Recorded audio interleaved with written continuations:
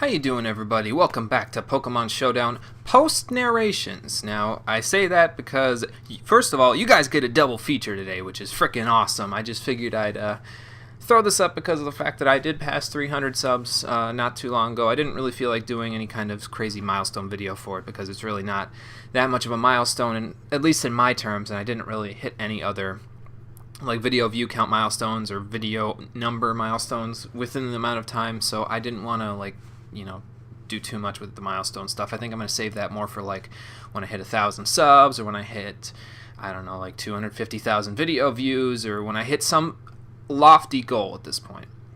So I figured I'd save that for then. So this is my little present to you guys. Although I don't really know if it's a present because it is a UU battle, and I know that not everybody likes UU, especially if you are here from all of the DDT and the PU folks, and you've come over from their channels. But in any case, this is my little way of saying thank you for 300 subs, and hopefully we will, just keep continuing to grow from there. Either way, the reason why I said post-narrations is because this video is actually going to have video in it. I know that's a shock, but this is basically what I'm doing. Is you saw the last battle that I had today, the PU battle, that had no video. Now this one has video, and you can probably see the quality of it. It's not the best, but it is the best I have to offer at this point. I don't have a better means of recording video with a more powerful computer at this point. So let me know what you guys think of that in the comments. I will still leave the option open for the actually using Showdown's replay function on their website. Because it is smoother, I think, on there than it will be on this video, and I don't want, you guys can do whichever one you would like. I am going to provide music as usual and all of that sort of stuff over top of this, so that way you guys can use it for whatever you feel like. If you still feel like going to this website for the replay, then you can feel welcome to do that. Excuse me, I did it again. But if you want to watch on the video and you don't want to be bothered with going to the replay, if you want to just watch it here, then that's fine too. So let me know which method you like better in the comments down below. Keep in mind the quality of the video while you're doing it, and without further ado, let's get right into this thing. That was a really loud clap, I'm sorry.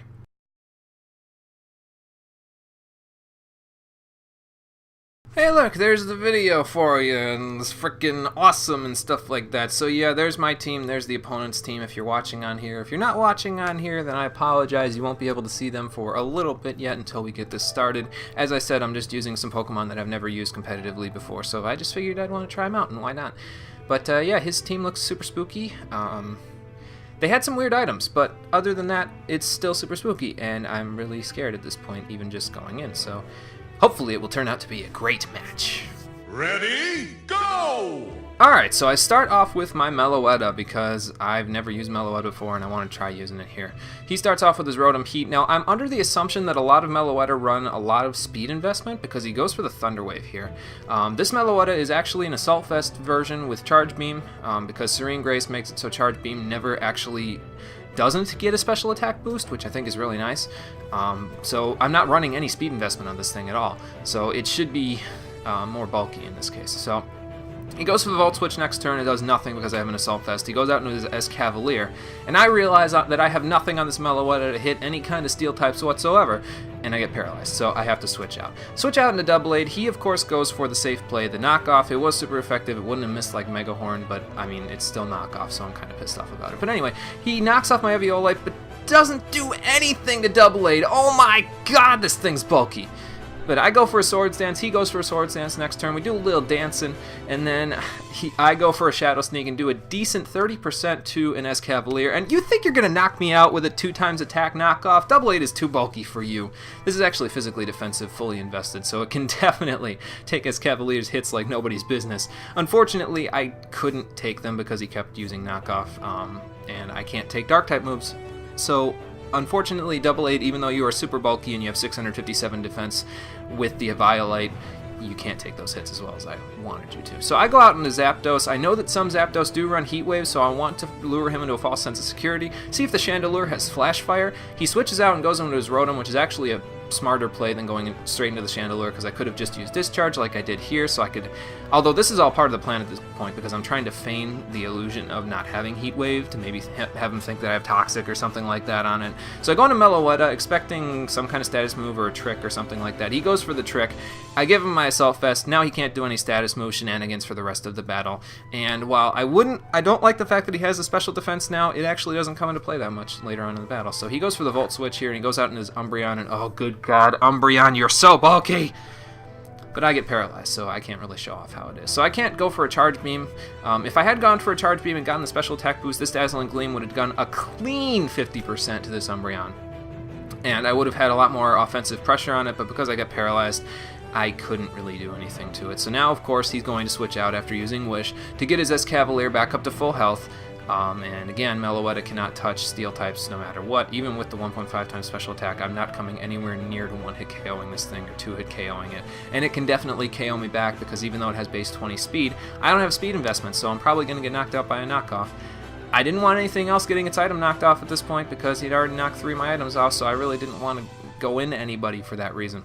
So basically, he stays in with his Escavalier. I go out into my Zapdos, and I lulled him into a false sense of security at this point, so I go for the Heat Wave. It doesn't kill, though. So he keeps going for knockoff because you can pretty much spam knockoff to win any game in UU at this point. There's no question about it. So he goes for knockoff, knocks off my leftovers. I'm sure he's intent on knocking off every single item on my team, but I do have Heat Wave, so I can definitely do a KO. Now I want to make sure Chandelure doesn't have Flash Fire. I know a Discharge will kill, so I go for it. He goes on to Umbreon, which tells me that his Chandelure definitely does not have Flash Fire. It's definitely the Infiltrator set, which is relieving because now I can go for Heat Waves pretty much as I want. But Zapdos is specially defensive, so I'm pretty sure I can take this Umbreon on one-on-one, especially if it's just the normal, average whatever set, the Cleric set that most people run. So I go for a Roost, so that way I can get myself back up to full damage. I go for a Heat Wave, hoping for Burn Hacks. Get the Burn Hacks, but he burns me back because of Synchronize. Neither of these burns, well, really my burn ends up mattering more than his burn, as you'll see in a minute. Although he does go for a Foul Play this turn, and because we're both burned, the Foul Play will do next to no damage. So that does help me in a way, but I definitely don't want Zapdos staying in on foul plays, so I'm going to go out into my Machamp. Even though a foul play will still hurt, I can definitely knock this thing out with Cross Chop. Turns out he has Heal Bell, so he heals off the burn. And I'm starting to notice a pattern here. He's got leftovers on a lot of his guys. It's kind of strange, but anyway, I know he's going to expect the close combat, the Dynamic Punch, the Cross Chop, whatever, so I know he's going to go into Chandelure. I go for a safe knockoff just in case he goes into something like Malamar or something like that. Knock off Chandelure's leftovers as well, and I'm like, why do you have leftovers on all your guys? I guess it doesn't matter. I can take this Flamethrower like nobody's business and go for a Stone Edge, knock him out. That crit definitely did not matter at all. Chandelure is not taking that. Just to clarify, this is a no-guard Machamp, but it does have a Scope Lens, so I don't mind all of these critical hits. Also, this is a Malamar, and I know that Malamar cannot one-hit KO me with a non-stab superpower unless it's at +1. So I go for a Cross Chop, get another crit, which is really nice, although, again, I have like +3 crit right now without a Focus Energy, which is the 4th move I have on this set. So I'm not really worried too much about it. At least it's not the cunty, Dynamic Punch set that everybody uses. But he goes for a Psycho Cut and knocks out my Machamp, which is unfortunate because Machamp could have been helpful for Empoleon and Umbreon later on. But now I can go into my Choice Scarfed Haxorus, and this thing is great. I love it, and I wish it would stay UU, but I know it's not gonna. But for now it is. So I go for the superpower and knock out the Malamar.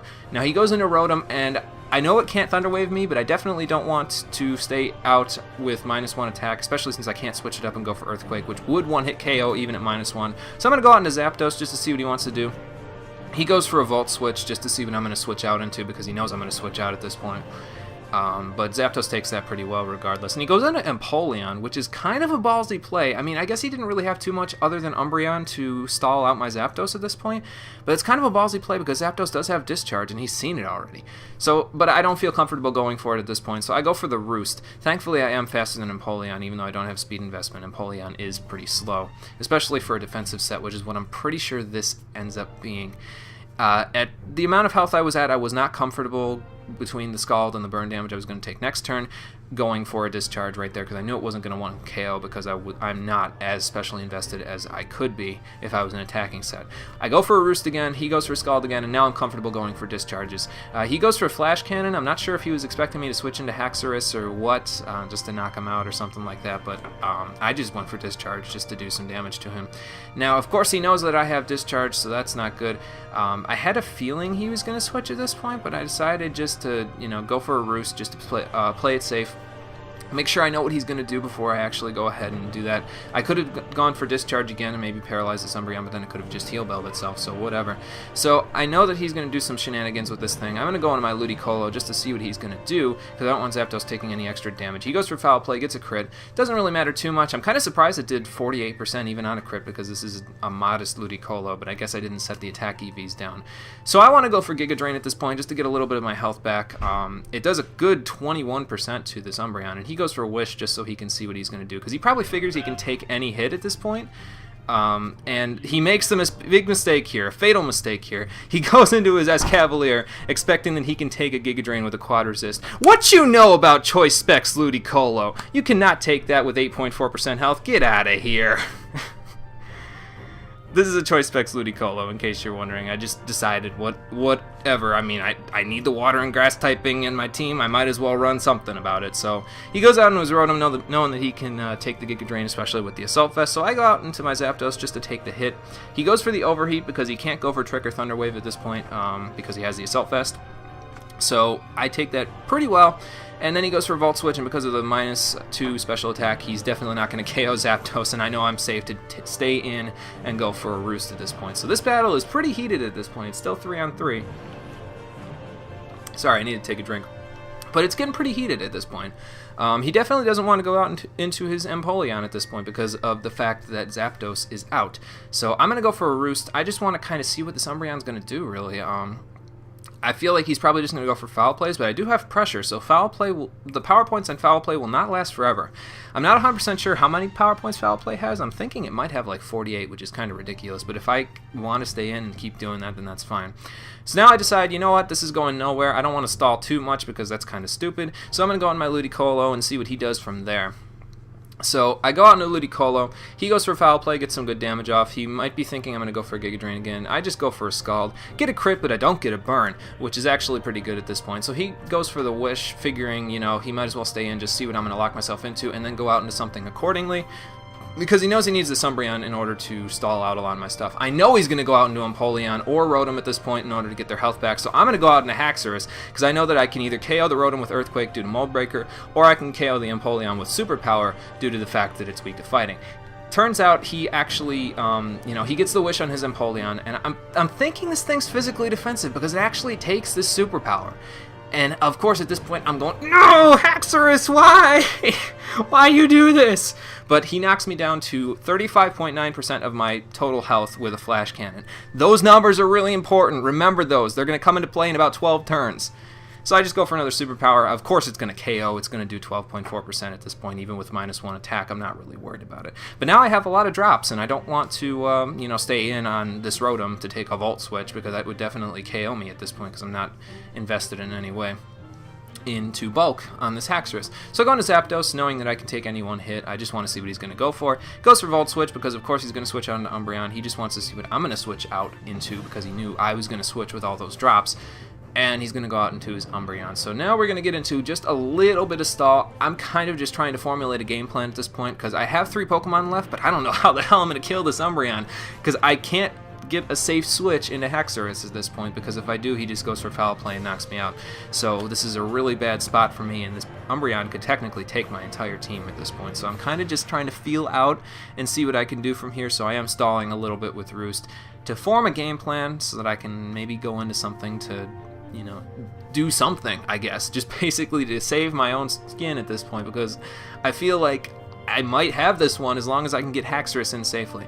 So I figure, you know what, this Zapdos has done a great job of stalling him at this point and tanking the hits so far through this game, but really it hasn't got too much more use at this point, so I might as well just let it die. So I go for a Heat Wave. I guess just to get burn hacks, I guess just to get damage, and then the next turn I go for a discharge, and he goes for the wish on this turn because he knows the burn is going to kill me at the end of this turn anyway, so he may as well try to get his health back at this point. Now I don't want to go out into Haxorus because I don't know necessarily if I can KO this thing with a superpower. I probably can, but seeing the Empoleon take it, I kind of don't want to risk it, especially when he has Protect like this, so he can definitely get his health all the way back up and then knock me all the way down. So he goes for the Protect as I send in Ludicolo. Just go for a Scald just to see what he's going to do. Here's fatal mistake number 2. He switches out his Umbreon into his Rotom, expecting to take a Scald from this Ludicolo, even with the Assault Vest. What you know about Choice Specs, Ludicolo? I think I might have said Scarf earlier. It is Specs. I know it's definitely Specs. Especially, I mean, you could see it from that damage. Even with an Assault Vest, that Rotom's not taking that. So now it's kind of just like, you know, Umbreon versus the world at this point. I know Ludicolo cannot possibly KO this thing because it is locked in a Scald. So I'm just going to go for damage at this point just to see what ends up happening. He goes for the Foul Play, and that's going to take me out. He's going to go for the Protect. I really don't know why he did this because, I mean, I guess he's getting leftovers back, but really it doesn't matter too much. I'm just going to go for another Scald next turn, and then you're going to be lower than you are at this point. So it's not like, I mean, I don't understand. Whatever. So I go for a Scald. I get the burn this time. This burn is actually very important. He goes for the Wish here, and I mean, I guess that's fine. And Ludicolo ends up dying to its burn. This part is very crucial right here, what's coming up in a second. So hopefully you guys enjoy this so hard. So now I'm just down to Haxorus. It's down low on health. He could go for a Foul Play, but he would rather get his health back up because he knows he can't live a superpower at this point. So I go for Superpower because I can't lock myself into anything else because everything else doesn't do enough damage. And he gets all his health back from the Wish after going for Protect. Now, this turn right here is the most important turn in the entire game. This turn. What I want you to do me a favor, if you're watching the replay, turn the speed down to really slow. Because I have to do a bunch of breakdown this turn, and it's going to be a little bit tough to do just on slow. So turn it down to really slow for me, and then we will get back into it right about... Go! So basically, I have to go for the Superpower here, and of course it's not going to KO because he just got his health back. I go for the Superpower, doesn't KO. I get the attack drop, though, and the defense drop, but the attack drop, he goes for Foul Play, doesn't take me out. I did a roll on this, I used the damage calculator, and I rolled this up just to see, you know, what would end up happening with this. Turns out the -1 attack did save me in this case, and I can go for a Superpower next turn and take him out. The -1 attack saved me because of the fact that if he got the maximum roll on that Foul Play with my -1 attack, because I am Jolly and Choice Scarfed, he could have done 36.2% damage to me. Thank you, based gods, wherever you are and whomever you are, because he did not get the maximum roll on that. And I could take him out with a Superpower. Whew! Jesus, that was a close one.